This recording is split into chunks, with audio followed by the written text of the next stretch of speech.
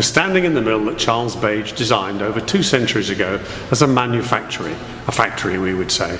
It's had 2 quite separate uses, as a flax mill and then as a maltings. The building work going on around us will give it a 3rd life. But what was novel about its design? Well, in a building we need to support the roof and any upper floors. In this case, thousands of square metres of floor space over 5 floors.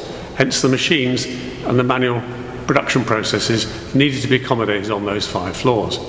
My little demo here, forgive the bits of sponge, but they'll do the job. You're going to have walls, possibly pillars, and something spanning the top of them.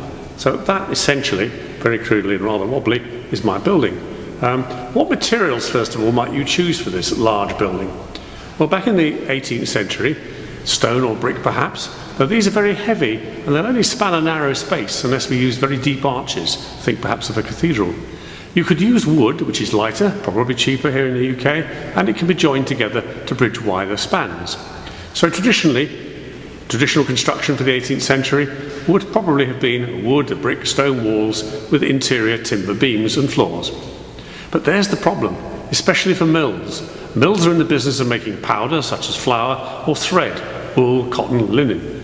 And as a result, you've got an ideal fuel for accidental fires, and the wooden building will burn.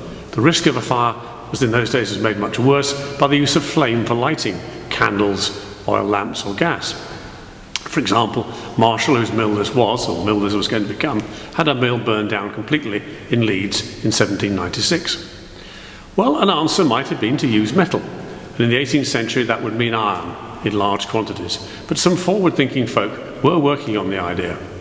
This is where our expert Charles Babbage enters. He was commissioned to build a fireproof building. He was self-taught, but was working in consultation with others, such as Hazeldine, who was the local Shrewsbury iron founder, and a colleague called Strutt, who was building mills over in Derbyshire. And this is what Babbage designed. Cast iron pillars, cast iron beams, wrought iron tie rods, and brick arches over the top. It's not indestructible, of course, but it's not easily ignited. It won't burn like timber. The outer ends of the beams, notice, go into brick walls. Okay, we're not yet in a completely metal frame. So, is the job done at this point? Well, not quite, because we have a structural problem here. Cast iron is very strong in compression, compression being that sort of squashing motion, stronger than my sponge, but not so good in tension. If you pull it like that, it will tend to crack and split. So, where would there be tension in my sponge building? Well, if you think of that as 2 walls or 2 pillars and a beam across the top, if I put a load on here, it starts to sag. We all know that, it's obvious, isn't it? But sagging means compression at the top and tension at the bottom. So you would get cracks on the bottom of those beams. Babbage was aware of this, and Babbage stiffened, strengthened, added extra metal to the bottom of the beam. Okay. Unfortunately, he didn't add metal to the top of the beam, and where the beam passes over a pillar like that, loaded that way, it will tend to hog, and Babbage did not strengthen the tops of the beams. Consequently, we have cracks in some of the beams. To make it worse, the masonry walls, which Babbage knew would settle under their own weight, settled further than he expected. Could Babbage have used a better material, a better metal?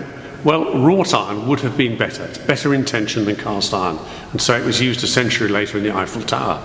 Babbage did use wrought iron in the tie rods that stopped the ceiling arches spreading open. But it was the mass production of wrought iron didn't really get underway until the end of the 18th century, early 19th century, and the metal in his day was still far too expensive and scarce, so not practical for him to use. So here in the flax mill in Shrewsbury, innovative building technology from the end of the 18th century is being preserved and updated for the 21st century. The building skills of both times are evident as you look around.